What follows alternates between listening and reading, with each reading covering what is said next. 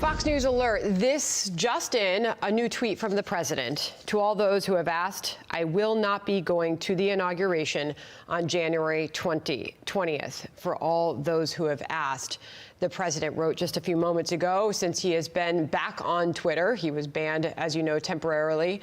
He has tweeted a couple times this morning. That is the latest from the president on that. And this, of course, in the middle of Democrats now vowing impeachment of the president before that day even happens.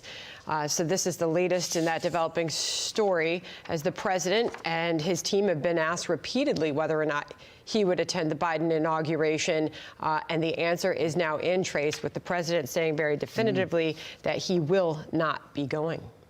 Yeah, and we're waiting for more on that, too, wondering why he exactly is not going, because it was a question for a long time. People were thinking, look, I mean, it's unprecedented, right? I mean, the presidents go to the inaugurations. They're the ones that kind of hand the baton, so to speak. And we're waiting for a little bit more of an explainer on exactly what the decision is based on. Is it based on, you know, the fact that he still believes the election is contested, or is it based on something else? I mean, that's kind of the key here that people are focused on, is the reasoning. We know he's not going, and now the next step in this process is to figure out exactly why, Sandra. Really interesting. I just called our Capitol Hill producer, our congressional correspondent, I should say, Chad Pergram on the Hill, to ask him for some historical background on the last time that a president did not attend inauguration in the transition, obviously. And because, of course, we'll have to look back in history to see when the last time that would have happened. A lot of this is just in unprecedented territory, Trace, as we continue to cover what has been a remarkable several days for this country. We'll find out what more we learn on that. But Trace, I did say that this is happening in the context of he may not make it to that day, of course, because of growing calls now from Democrats and even some Republicans for him to be removed from office before Inauguration Day.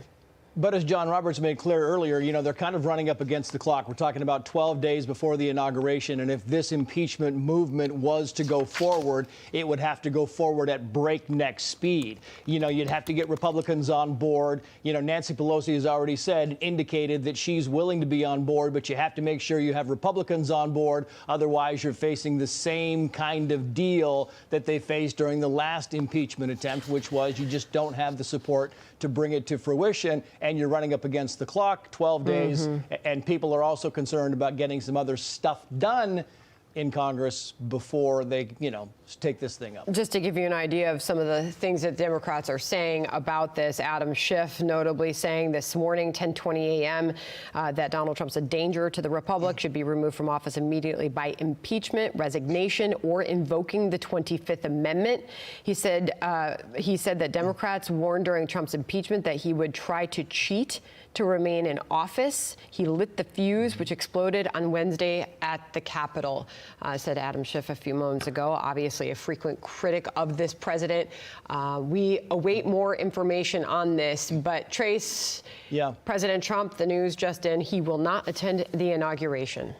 And it's interesting because we've spent a lot of time in this program over the past couple of hours, Sandra, talking about the impact the president will have once he leaves office. And, you know, you had the former National Security Advisor John Bolton weighing in, saying, you know, who was a strong ally of the president before he became a detractor of the president. He weighed in saying, look, once the president gets back to Mar-a-Lago, he's sitting there in Mar-a-Lago, it's not the same thing as sitting in the Oval Office. And so when the president's in Mar-a-Lago, he will not have nearly the same influence on his party that he has right now. But then you have others saying, well, some of that influence is being kind of whittled away here because of some of the events over the past couple of days. So we'll have to wait and see exactly how that transpires. This just in, as far as some historical precedent for this happening, our own John Roberts just sending out that President Trump will be the 4th president to not attend his successor's inauguration.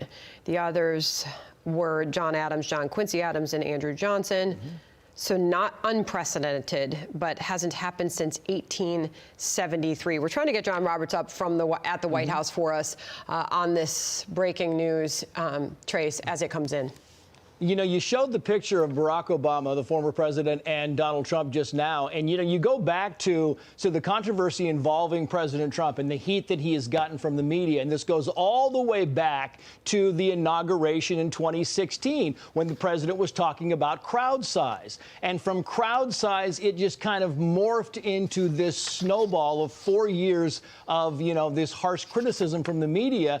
And, you know, you kind of look at these pictures here of the president and Joe Biden. We talk about how it's been just, you know, it's been standard operating procedure for former presidents and vice presidents to attend the inauguration of the incoming president. And you have these pictures here. But if you go back and you look at the controversies involving President Trump, it started really, you know, in earnest on the day of the inauguration over the crowd size that he disputed.